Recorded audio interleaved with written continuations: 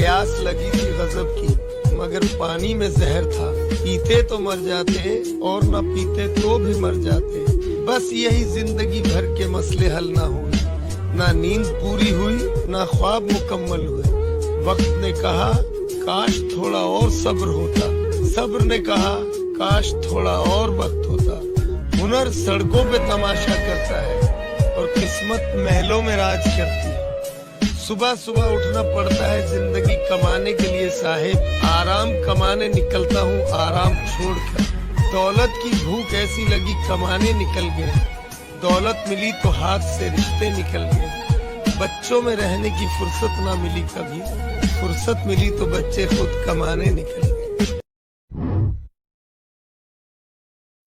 हुजूर अलैहिस्सलाम ने इरशाद फरमाया, जब कोई बंदा सदका देता है और वो थोड़ा सा सदका जब पेश करे तो अल्लाह ताला उसको ऐसे पालता है जिस तरह तुम जानवर पालते हो, और कयामत के दिन वो मुट्ठी भर जौ दिए हुए थोड़ा सा सदका दिया हुआ तुम्हें ऐसे मिलेगा जिस तरह ओहद पहाड़ होता है।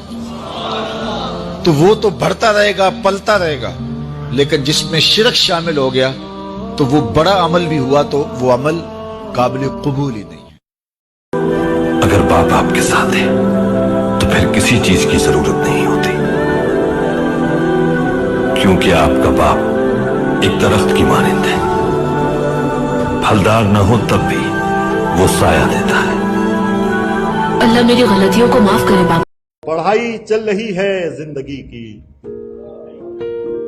पढ़ाई चल रही है जिंदगी की, अभी उतरा नहीं बस्ता हमारा।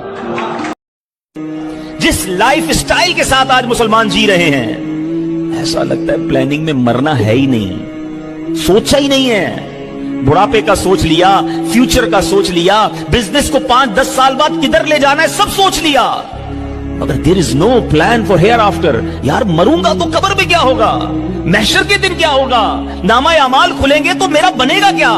क्या मैं सक्सेसफुल लोगों में हूंगा या गुनाहगारों में हूंगा?